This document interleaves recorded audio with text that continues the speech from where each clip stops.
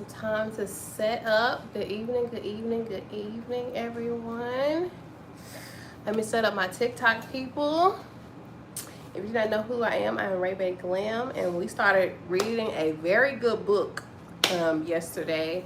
So I am back to continue reading to my people. So let me set up my TikTok so we can get to it. How's everybody doing? Let's see. Let's go here. Bam. TikTok people here. YouTube people here.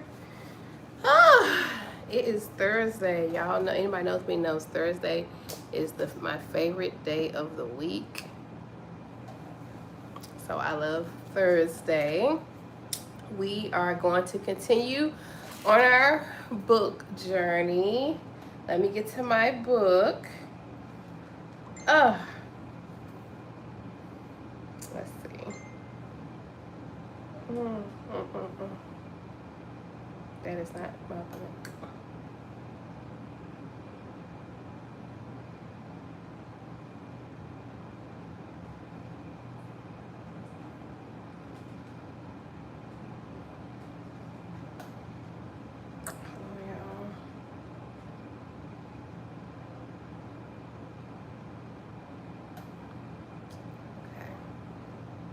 Welcome in, you guys. We are finishing our journey on our book.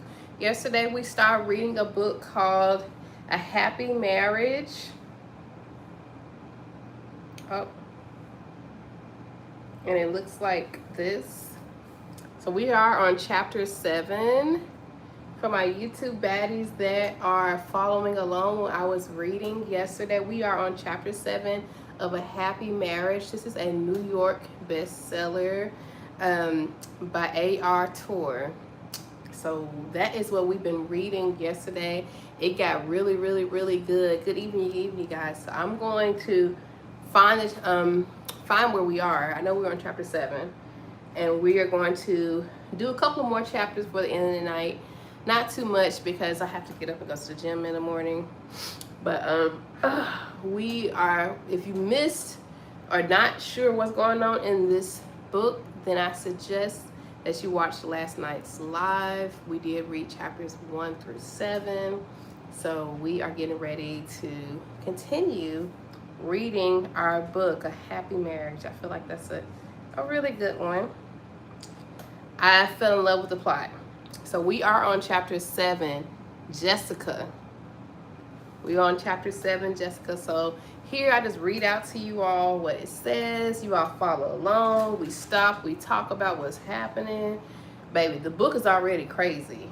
So let's get into it. So chapter 7, Jessica. I wake up in the dark.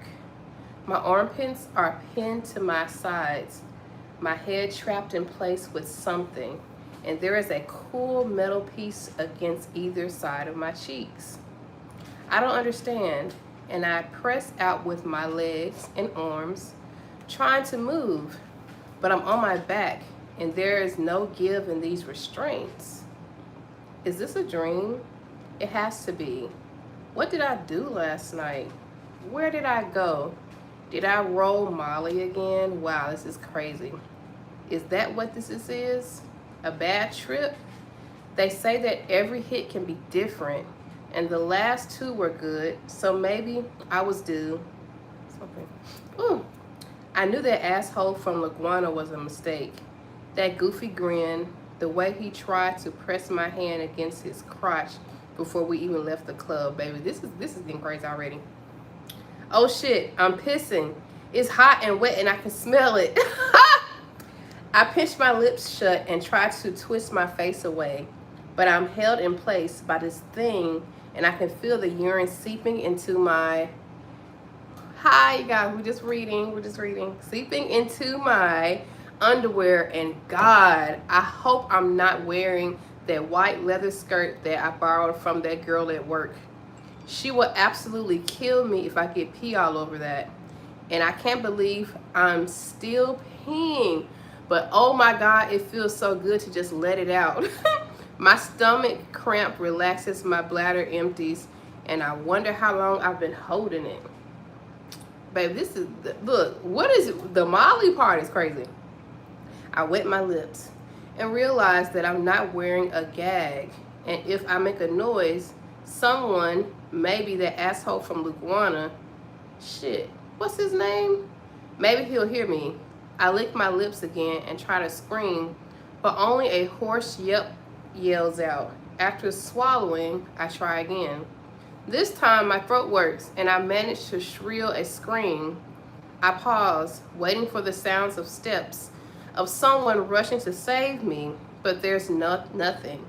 I scream again, this one longer and louder, and from somewhere far away, her voice, so faint I can barely hear it, another girl screams back. It doesn't give me comfort, and this must definitely be a dream, a nightmare. Thank you for joining the club. Thank you, Bookie. Hi, Kenneth. Hi, Moontoon. Yes. Chapter 8, we back on Dina. So chapter 7 was Jessica. We back on Dina now. The smell of the morgue still hangs from my hair when I walk into the middle of a standoff in my mother's kitchen. It's Isabel's birthday, and I know if I look into the fridge, there will be a 3-layer carrot cake because that's Izzy's favorite. I set my gift, an iPhone rapid charger wrapped in metallic blue paper with a white bow, on the counter next to a red gift bag that is definitely from Marcy, who is too stingy to use more than one piece of tissue paper in a bag. I glance inside it. A book. A horrible gift for my dyslexic sister, even though Izzy will gush over it. I'm telling you that something's off. My brother Saul stands in the middle of the black and white checkered towel, both hands on his hips, shoulders knotted back like he was a broomstick stuck through his elbows. What is it? What aren't they telling us? My mother's house is a split-level ranch that was built in the 70s by our father, which means there isn't a single plumb line or outlet that doesn't occasionally spark. I ease around Sal to steal a fried drumstick off the pan of the stove. The theft earns a slap on my arm from our mother, who quickly follows up the action with a kiss on my cheek. Mom, you're not getting away with this. Sal gives me one-armed hug while glaring at our mother. Oh, hush, you're paranoid. She brushes him off with a wave of her hand and squeezes through the gap between the pantry door and the left end of the counter. I watch her waddle towards the long dining table. Waddle is crazy. Waddle is crazy. Yeah, I'm here. Dana is the cop. Yes, she is. Yes. Dana's the cop. I watch her waddle towards the long dining table, and I try not to focus on her weight, which is getting worse and worse every year. The obesity, paired with her refusal to take her blood pressure medication, is why she's been in the ER twice this year. It's a stress point in our already strained relationship. So I've stopped asking her about it. I'm not paranoid, Saul sees. Dana, help me out with this. You can tell when someone's lying. You got that detective intuition. Where am I? Yeah, it's true, Marcy says, my sister's stick-thin body perched on the stool beside her brother, her forearms on the pale yellow countertop. Danny can always sniff out a lie. Our eyes meet across the kitchen, and I know the statement isn't about the past, but it still feels like it. Thank you guys for liking the live over there on TikTok world. Thank you. I see y'all. You're calling your mother a liar? That's what my life has come down to. 42 years of raising you, and you call me a liar? Mom yanks the dish towel off the wall hook in disgust. She's definitely lying. Saul's right about my intuition. I can spot deception 100 miles away. He isn't calling you a liar, Izzy, who teases at the mere idea of conflict despite being raised in a hot vat of it, pulls out a chair at the dining room table. I roll my eyes at her predictable support and catch Saul doing the same. Oh, bullshit, Saul insists. Don't let her play this woe is me routine. That's a woman's chest deep in deceit. She thought she could sneak it past us, lie straight to our faces, and we wouldn't notice. They're chocolate chip cookies, Saul, Mom sniffs. The same ones I've been making for 30 years. I spot the cooling rack and take one of the crispier cookies, noticing that Saul hasn't let his suspicions stop him from eating at least 6 of them. They're tiny, flat pancakes of lies, he says, pointing to the pan of cookies as if it was a defendant in one of his jury trials. I bite into the cookie and lean against the counter, my gaze connecting with Eric, Marcy's husband, who hovers over the edge of the kitchen. You never know that he had been a soccer star in high school. That muscular, athletic build is now hidden beneath an extra 40 pounds and a receding hairline. Yo, she be on these the receding hairline is crazy. The receding hairline. Thank you for liking it live over there. Thank you so much. 1.5K likes. That is amazing. Thank you. I look away and realize Saul's right. There's something off about the taste. I bet it's nutmeg, an ingredient Mom tried to sneak into her baking with increasing frequency despite our family's abhorrence to any sort of change in the status quo. Stephen could go to jail. Izzy could be an alcoholic. I could be childless. But if the fucking tomato paste she uses in her spaghetti switches, our family implodes. They family sound toxic as hell. Then don't eat them, Mom huffs, and she collapses into the seat next to Izzy. The corners of her mouth tweak in a tiny smile. She knows damn well Saul will eat them. We all will. That's the thing about her cookies. They are like Joe, imperfect in many ways, but still irresistible. My phone buzzes against my hip. I pull it out of the clip and open the text, which is from an unrecognized number. It reads, "It's Freddie. Got a copy of the autopsy reports. Can we talk? I'm still here. You got a second? You got a soundboard now?" A soundboard? I don't think so. I'm not even sure what that is. Oh my God, so Freddie is texting her while she is with her family? And she thought she can get rid of him. She was just like, okay, bye. Like, all right. But this man already got a copy. I know she's pissed. Because she's like, I really thought I got rid of you. Baby, Freddie said, I'm here to stay. What are you talking about? Chapter 9, Dina. I chew on the second cookie as I climb the stairs to my mom's second floor, ignoring the neat waterfall of framed photos that cover the stairwell wall. As I climb higher, they transition from sepia photos of Mom and Dad's wedding in our early years to more recent ones. Our graduations, marriages, baby photos of little Eric, Jolene, Martha, Cadence, Olivia, Maria, and Robert. A burst of laughter comes from below, followed by a sharp remark from Saul, who was likely the brunt of the joke. I swallow the bite and pull out my phone out of the pocket, rereading Freddie's text. It's Freddie. I got a copy of the autopsy results. Can we talk? She's getting irritated, but then at the same time, I think she's intrigued. What was there to talk about? I've been at the autopsy, and it was clean and uneventful. No sign of trauma, nothing to point to anything other than an overdose. I closed Freddie's text and called Joe, pinning the phone against my ear as I passed Mom's bedroom, the tiny hall bath, and Saul and Stephen's old room. The door at the end of the hall is closed, and I quicken my pace, wanting privacy before my husband answers. I turn the brass knob and slip inside the dark bedroom, quietly closing the door as Joe's voicemail comes on. I wait for his automation to end, then speak.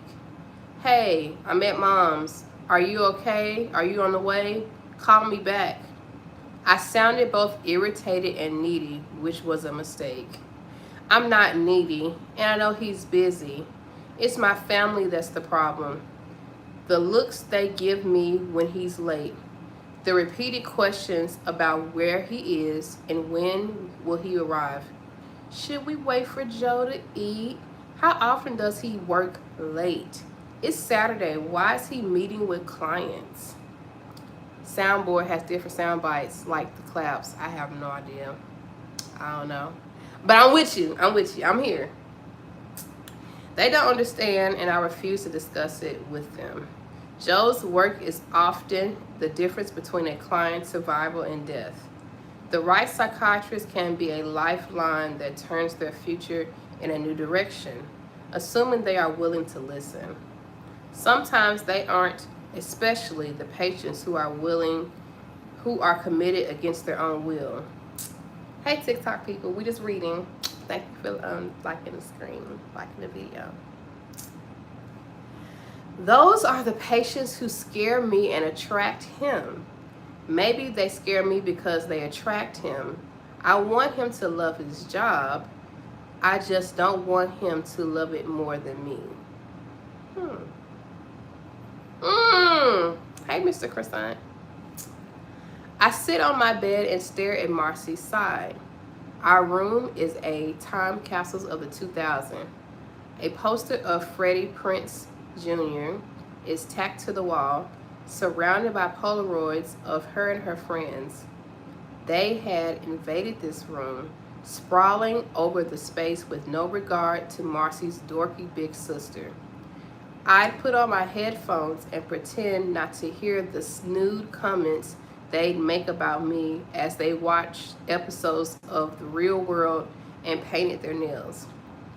When they weren't around, she was the perfect little sister, just 18 months my junior and a patient recipient of the advice and secrets I had to share.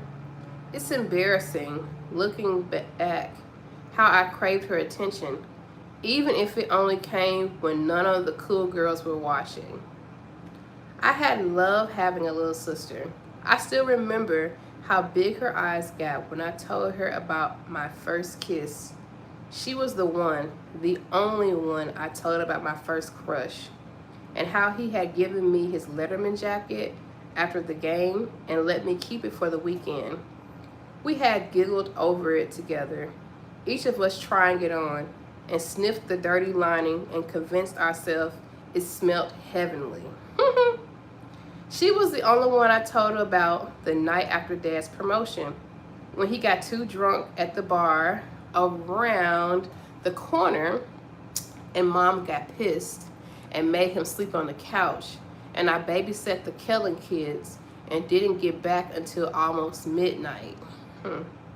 Maybe I shouldn't have told her about that. Maybe she was too young. If I could rewind the clock, I wouldn't have said anything now. I wouldn't have given her that secret. Because now she has it forever, and I have nothing to even out the scale. Nothing but hatred over what she did while I was gone. Ooh, I'm curious to see what she did. We were supposed to be sisters, supposed to fight for each other, supposed to be loyal to each other. That's what families do. At least that's what I've always been told they do. Then again, my mother didn't fight for or protect me, so maybe the concept of family is bullshit And Joe is lucky he's the only child. Thank you for the likes over there. Thank you. I had to give my little kisses to my little TikTok people.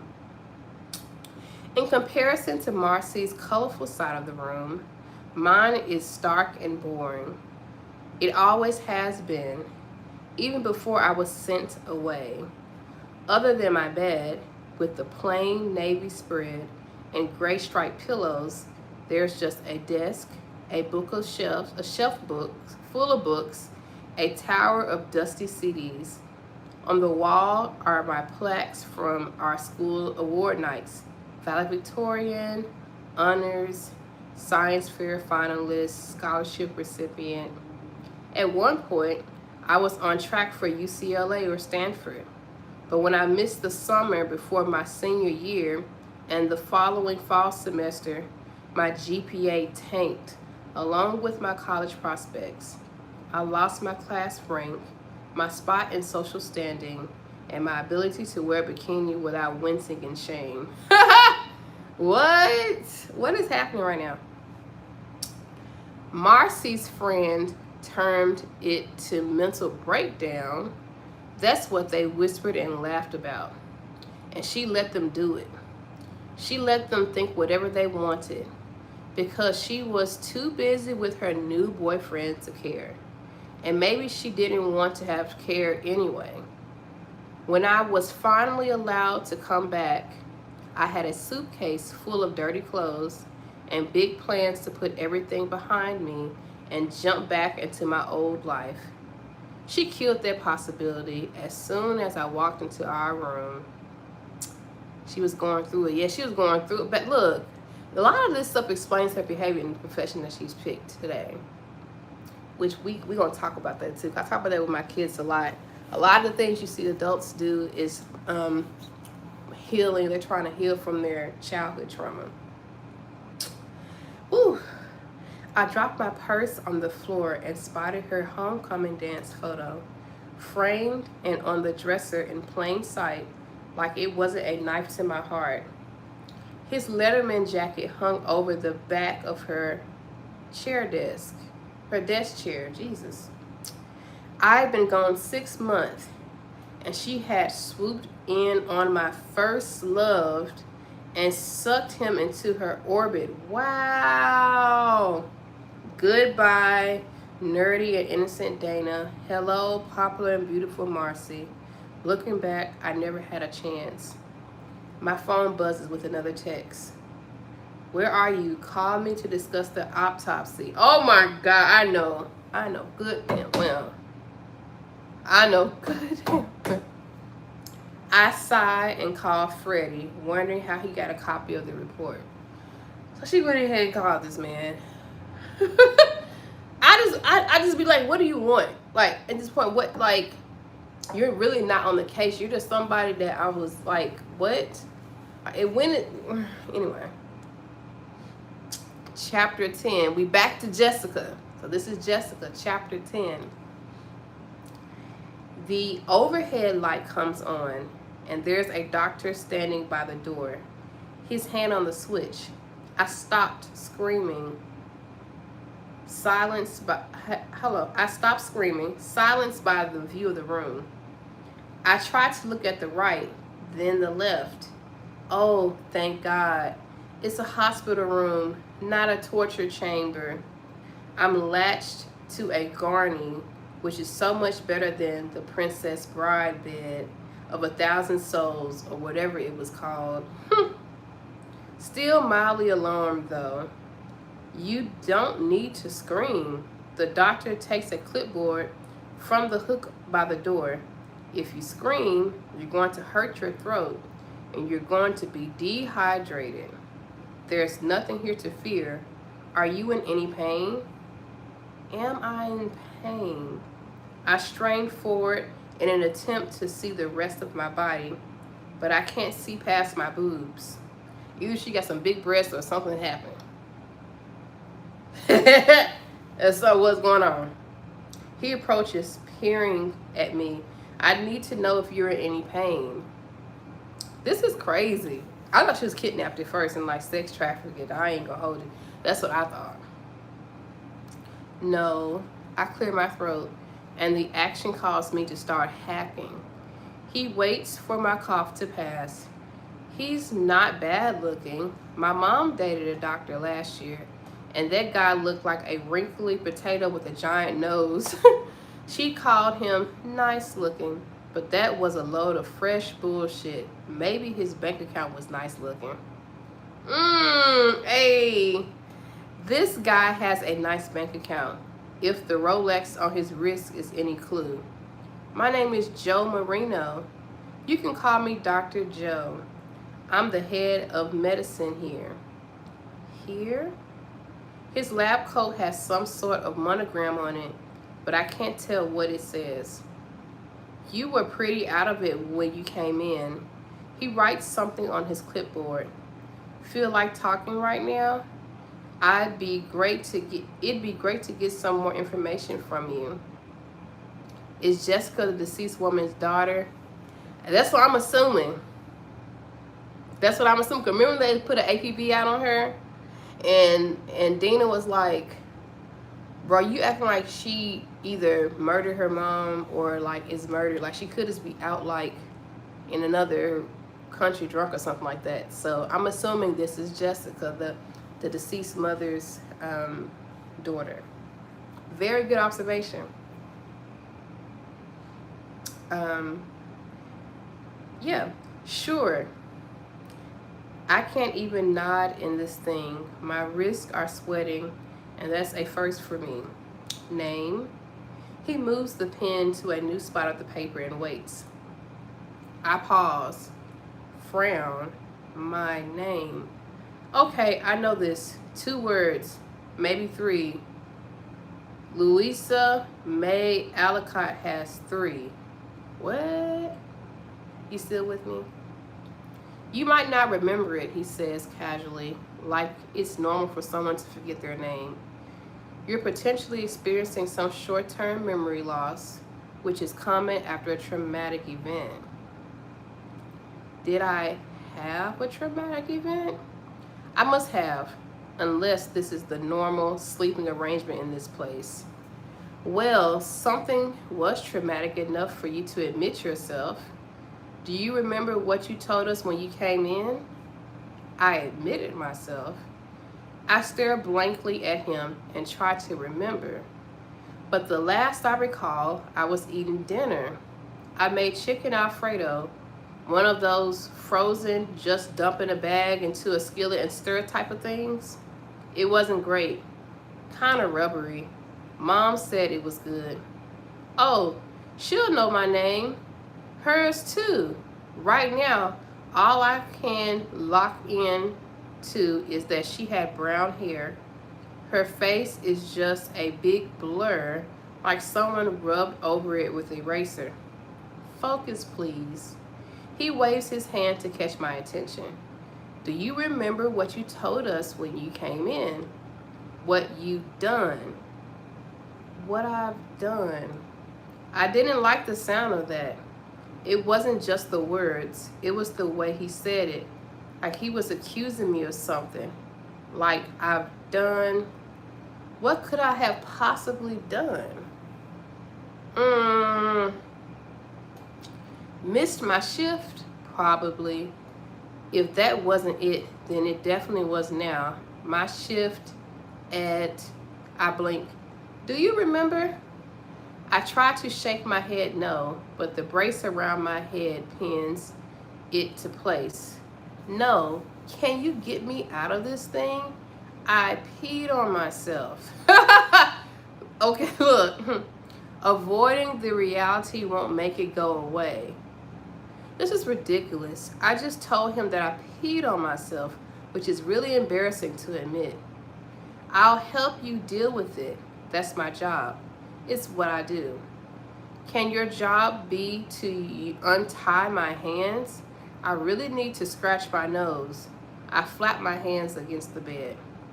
Why don't you tell me what happened last night? He sits on the edge of the bed, and I don't like the press of his button against my leg. I try to move it away but can't. I ate chicken Alfredo. Okay.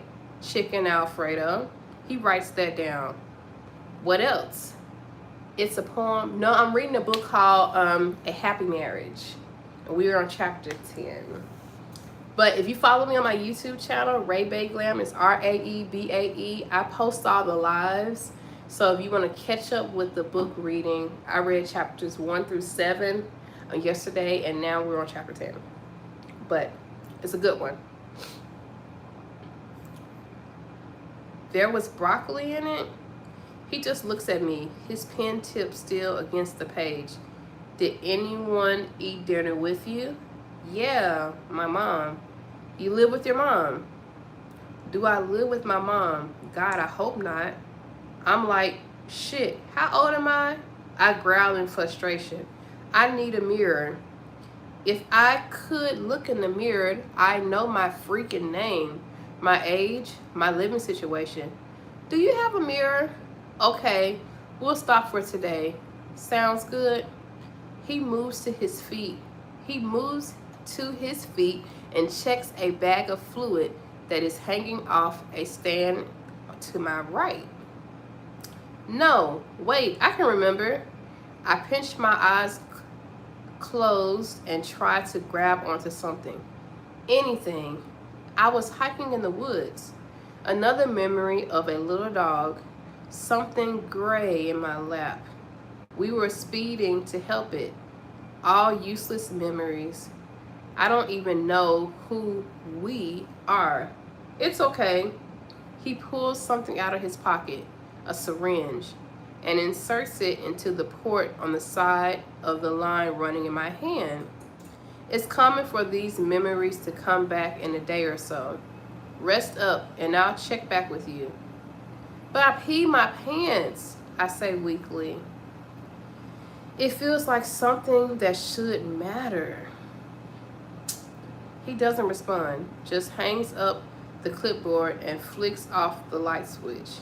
Everything goes dark except for him, outlined in the light from the door.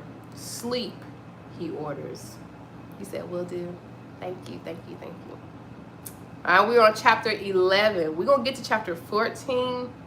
Yeah, this is getting crazy. Jessica could be the missing piece of the puzzle. It really could. And Muntu, like, if y'all, Muntu know, he's been here since the beginning of the book. And it's a nail grabber for sure. Thank you for the 6.1 likes. Thank you, thank you, thank you. I'm going to keep going. But yeah, it's getting crazy. My goal is to get to 14 chapters, do like 7 chapters a night. So yes, I did 7 the other day. Tonight I'm going to do 7. I may go over it, but the goal is to do at least 7 chapters a night. So we're chapter 11, Dina. Then we're back to Dina again. Dina, Freddie sounds surprised, like he didn't just tell me to call him. Yes, it's me, I snap.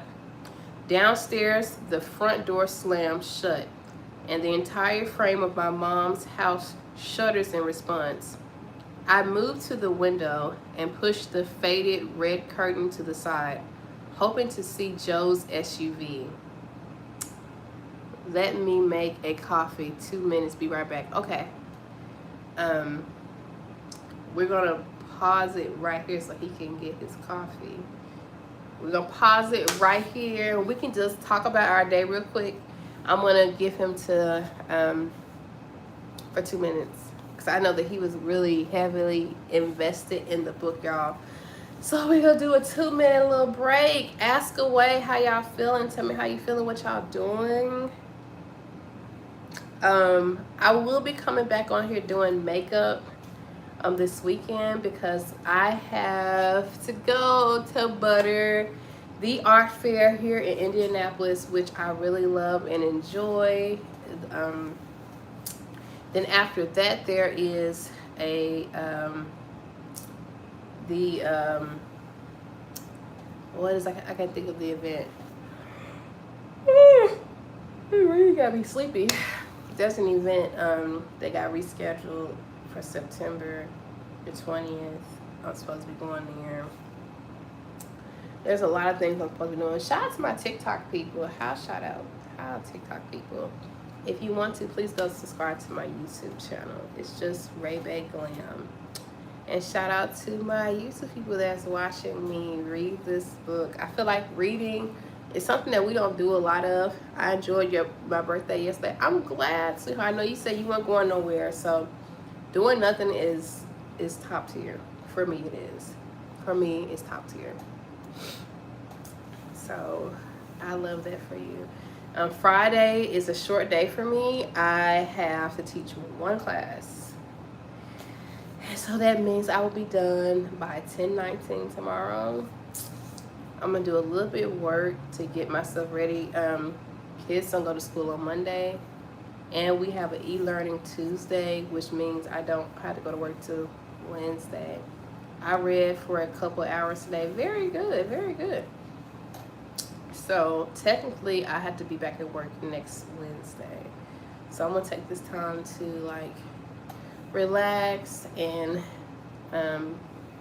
do some more cleaning around the house, cook some of my favorite recipes. Like the one thing that I really enjoy about TikTok is like recipes. And a lot of times I don't have time. Hey Kenneth, I don't have time to cook the recipes like thoroughly like how I want to. I just normally do something very basic like shrimp and salmon or something very basic. So whenever I have extra time, I like to actually cook those recipes. Hi Bookie Wookie, I hope you're feeling better. I'm just reading a book, but one of my YouTube people, I'm filming on YouTube and TikTok. One of my YouTube baddies went to go get him some coffee. So I'm giving him a little minute to come back. You doing good? Yes. He's gonna get some coffee. So I said I will pause reading the book. Yeah, I'm back. Didn't mean to hold you up. You do not have to look. You are not holding me up. You've been here invested in reading this book. So absolutely, absolutely, I will wait for you to come back. I'm glad you're feeling good too. So we're gonna continue reading this book. Okay. We're on chapter 11. Chapter 11. They sent me the autopsy results. Yes, I know. You text me about it. I was there for it, so I'm a step ahead of you. Yeah, so it says Reese Bishop still had 3 or 4 months to live. Okay. I blow out a breath, annoyed with this conversation. He was a trainee, not assigned to this case. Someone who shouldn't have even received the autopsy report. Okay, so why kill herself now? Why not wait and live a little bit longer? Have you ever been terminally ill, Freddie? Joe's vehicle isn't on the street, but from this vantage point, I can see as my younger sister steps off the porch and walks down the driveway, her phone to her ear. I slowly move the handle of the window crank, opening it until I hear the faint sound of her voice. Told you that we're about to eat. Well, no, Freddie says, but maybe she didn't want to move into hospice, didn't want to have a heart attack at work, didn't want to become a burden to her family. Is this the only thing you don't like about the autopsy? That her expiration date was too far out for you? I hissed the words, not wanting my conversation to carry down to Marcy. Well, that's a rather crash way to put it, he says diplomatically. And I bet this guy listens to self-help podcasts and cold plunges in the morning. I close my eyes and tell myself to chill. He's a baby. I remind myself, when I was his age, I found everything suspicious. Everything. Even the things that were just normal human behavior, like a newlywed husband who worked late every night, yet he never answered his office line. Being suspicious doesn't mean you're valid. Going to subscribe to your YouTube so I can start at the beginning. Okay, thank you, sweetheart. Thank you. Hello. It doesn't matter if Reese Bishop had 4 months left to live. Sometimes people just want to die. Sometimes they need help. That's what this is, period. As much as this trainee would love a juicy murder investigation, our job is to identify the suicide and move on so this is cleared from Rita's desk by the time she returns from maternity leave. If I didn't hate Ron Memphis so much, I'd call and tell him to get this guy to back off and focus on parking ticket warrants or something else that's light years away from this case. Whew. Look, Freddie, we're good. Focus on other things. We'll wait on toxicology and see if the daughter shows up in the next 48 hours. We have her credit cards flagged and the APB out. A traffic cam or something will catch her car. She'll move and we'll get her. Toxicology takes weeks. We don't want this to go cold. There it is again. We. Is this how they do it in Montebello? Let rookies run ape shit?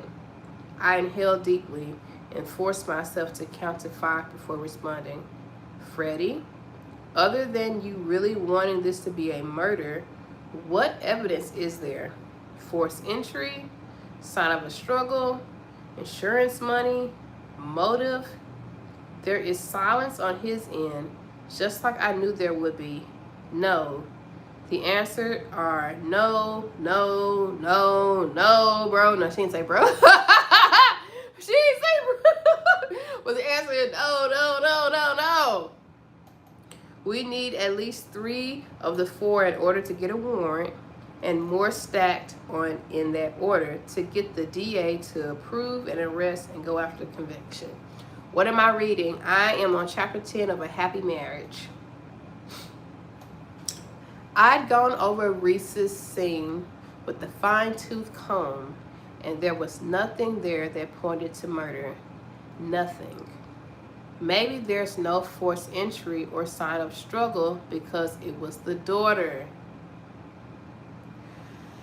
I shake my head. It wasn't the daughter. Matricide is a 1 in a million statistic. It doesn't happen. Yeah, well, I don't like the missing daughter, he said stubbornly. No credit card activity for over 48 hours? That's strange. What about the daughter's phone? It's a question to already know the answer to. If he wants to chase a dead lead, I'll at least point him out the hose. Its location is turned off, but it's got data pings all over. It's on the move, but it's oddly activity. I'm not certain it wasn't dumped anywhere. For a patrol officer, this guy has a lot of opinions. She's not a seasoned criminal, Freddie. She's 20 years old. She's not dumping her cell, at least not intentionally. Maybe she lost it, or it was stolen, or she's couch surfing with friends. It's a lot of maybes. Okay, so let's talk through the major ones, I concede. Below me, Marcy glanced up towards the house and then walks quickly down the driveway, her phone stuck to her ear. That marriage doesn't sound happy. They're not talking about the marriage, sweetheart. We're on chapter 10, so you have to catch up with the rest of us. I lean forward, wondering who she's talking to. We had a missing girl with a dead mom. Option A, she has no idea what happened and is off doing something, which, I agree with you, isn't likely, but something we should consider. He grunts, and I pull the curtains closed, interrupting the distraction. Option B, she found or watched her mom do it, freaked out and ran. Also fairly unlikely, though grief does strange things to people. Option C, he interrupts. She killed her and ran.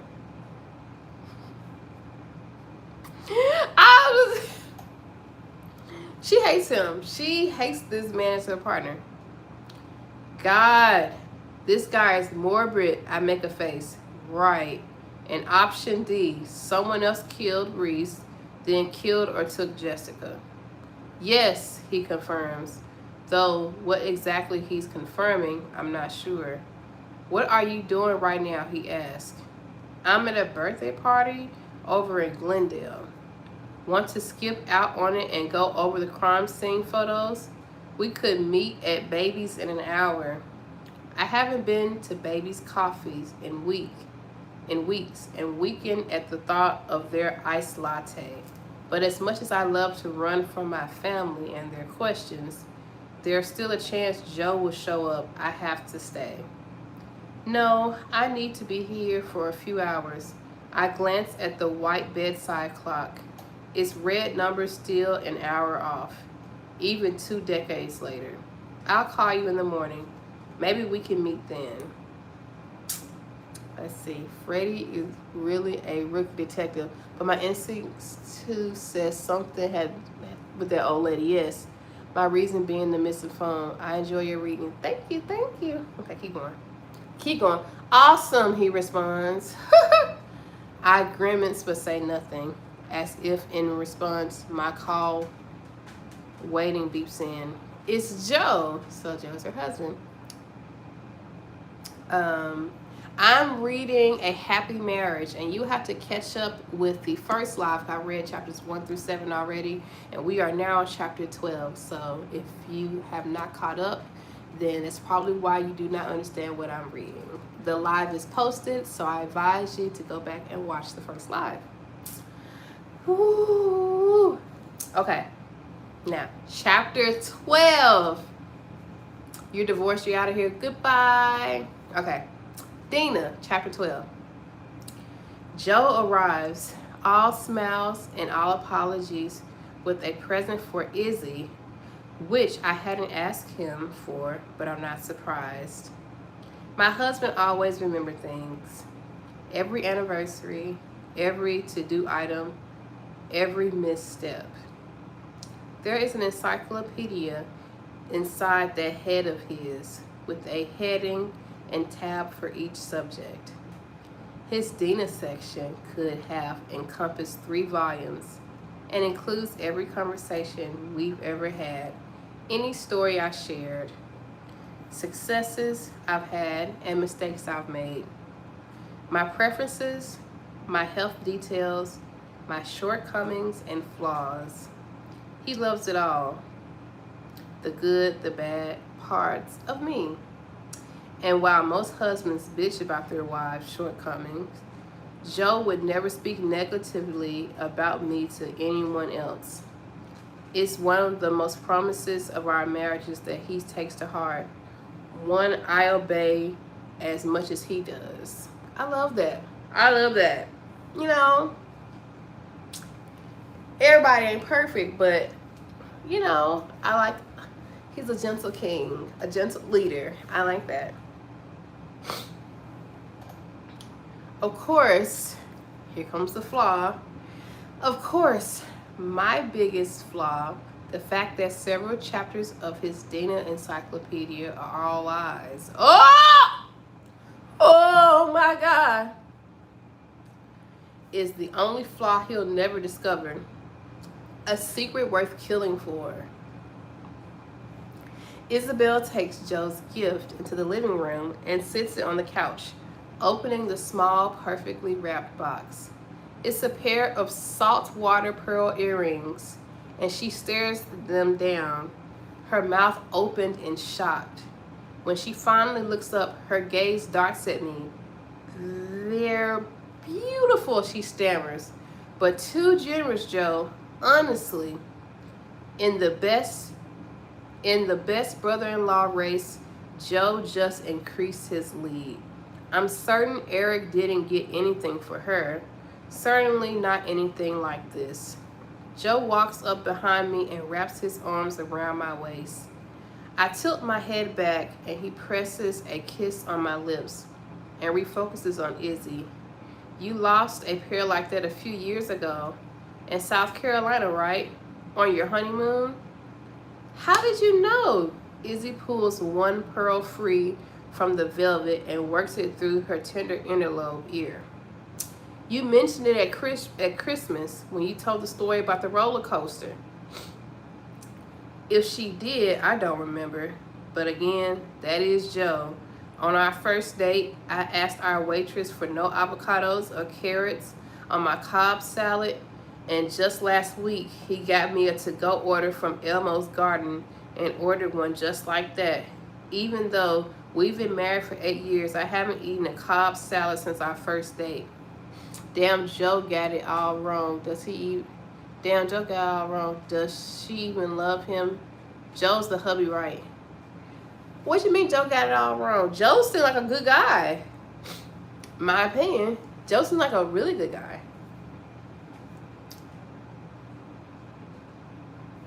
Okay. But Joe is the husband. He seems like a good guy to me. But you never know. You never know. Joe sits down next to Izzy and asks her about her job and if she's still working with Isotope Permits. She launches into a yawn-worthy explanation of her newest finding, and I excuse myself and go to the kitchen, where Saul is standing with Eric, a beer in one hand, a chocolate chip cookie in the other. He's a good guy, but she said everything he knows about her is a lie. But it's only because she's been lying to him. It has nothing to do with him personally. She just been lying to him about the things that he knows about her. See what I'm saying? Keep going. Grab me another beer, he says as soon as I open the fridge. So this prick asked me for a continuance. Me. And I said, fuck you and your deadbeat client. Said that to him right to his face. I have no doubt he did. Saul, bless the soul, was one of the only people who stuck up for me after my social exile.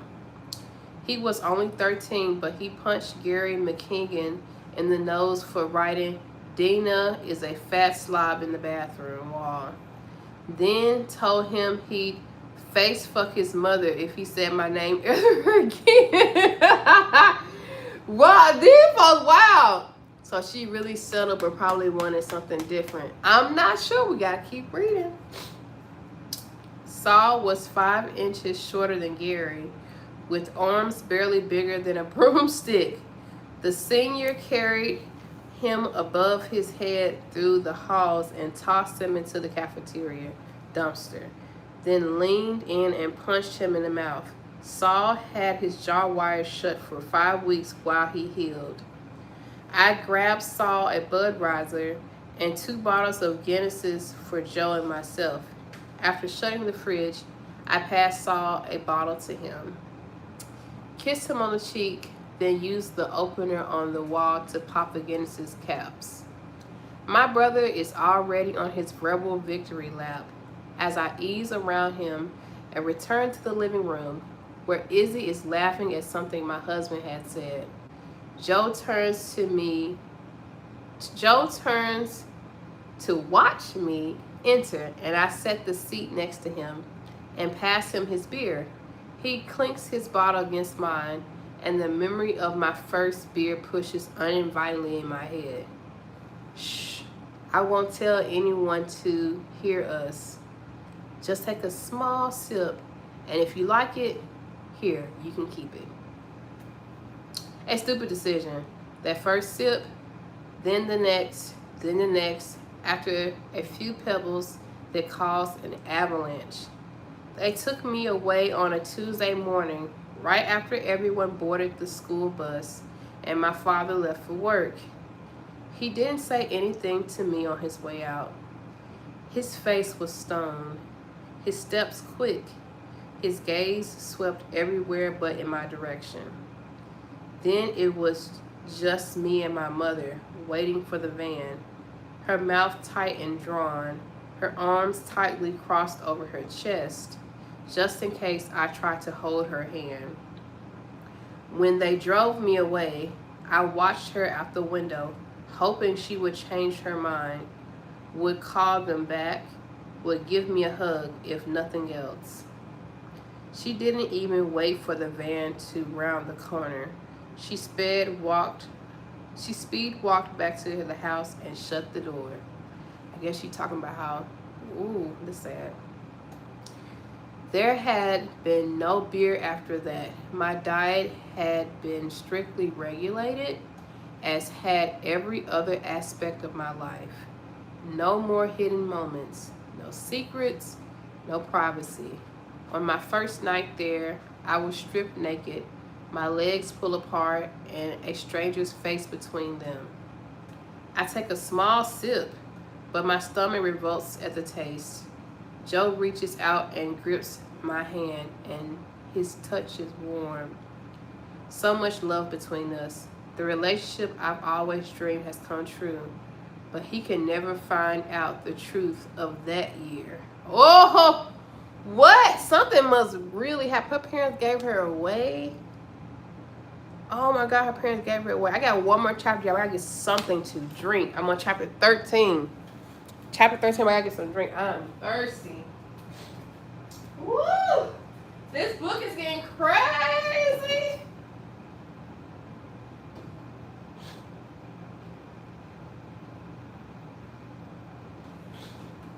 Oh. Y'all know one of my favorites is the Olipop cream soda. I love these. And it's a perfect way to end the night off. Cool. Okay, cool. I'll be here. We got one more chapter to read. Then I'm gonna let y'all go. But I gotta get to chapter 14. I got to.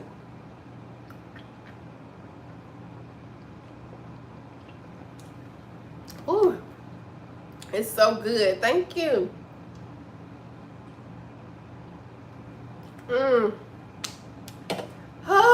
It is just so good. I love the cream soda one. All right. Woo. I talk all day. Sometimes my little vocal cords just be. Okay, let's get it together. All right, chapter 13. This is the last chapter. Then I'll make sure I post this one too. Then we'll come back, read 7 more chapters. This is a good book. Now, chapter 13 is titled Joe. This is about Joe, the husband. Okay? The husband. My wife thinks she's so smart with her little red wagon full of secrets. Oh my God. What? He came in swinging. My wife thinks she's so smart. Bitch, I know you got secrets. I know you got secrets. Oh, excuse me, Joe. Why are you snatching my edges? She pulls it behind her closely, picking up different deceptions as she goes and adding them to the mound that weighs down the bed. Initially, there were only a few, but as the years have passed, she's gotten bolder. With each seemingly undiscovered lie or omission, she digs another hole in her grave, but she does not know that. She thinks she's crafty. She covets that red wagon of lies. It's her comfort blanket, her proof that she has the upper hand in our marriage, that she's not the boring woman her sisters are. She can't possibly be, because look at this and that and this and that. I understand her far better than she understands herself, which is a good thing. She'll never see how broken she is, won't fully appreciate that I'm still here despite all those broken pieces. My wife is my favorite puzzle to put together, and I sometimes like to arrange the pieces of her mind just to keep it fresh. Maybe one day I'll break her into the process, but I doubt it. She's a fighter like me, a lover and a fighter, all rolled up into one fucking enigma. I wouldn't want her any other way. Yeah, let's hear it from Joe's perspective. Oh my God. And now we back to chapter 14. So I guess that little insert was chapter 13. And chapter 13 had let us know, hey, Joe ain't no dummy. Joe ain't no hoe. Okay? Joe said he ain't no hoe. So we're going to stop here at chapter 14. We're going to stop there. So what y'all think so far? I guess that whole chapter was just Joe a psychiatrist or something. Yes, he is.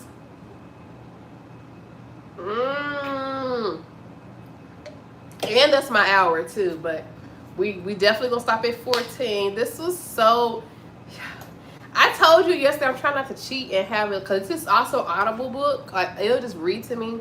But we are on 14, so I'm gonna post the chapter stamp when I post this live. We'll come back tomorrow and we gonna read more of this book. But I think it's a good way to wind down the week, also get us into literacy. Whoever wrote this book is cooking. Eat, eat, eat, eat, eat, eat, eat. They cooking. I love it. I love it. Bye to my TikTok baddies. I love y'all. I love y'all. Bye, TikTok. Ooh, okay. That's nice. Thank you, TikTok. And bye to my YouTube baddies. I hope y'all are enjoying this. I'm just wanting to read to y'all again as a way to wind down. I want us to get back into, that's a good chapter and I like it. Thank you, Kenneth. I didn't even want to Google it. I'll do that when we finish the book. Good night. Good night, all powerful and legendary. Good night, y'all. I'll come back tomorrow. We're going to go do some more chapters. But yeah, I was trying my best to not like go to sleep with the Audible. That's what I used to do even when I was in college. I would go to sleep with the books in my ear and just wake up, be like, oh my God, I remember all this shit. Like I'm having a dream about what I'm reading. So I hope you guys all have a good night. Catch me again tomorrow. I may have some tea on my personal life, but I love y'all, and I will see y'all tomorrow. Good night. Good night, Moon Tune.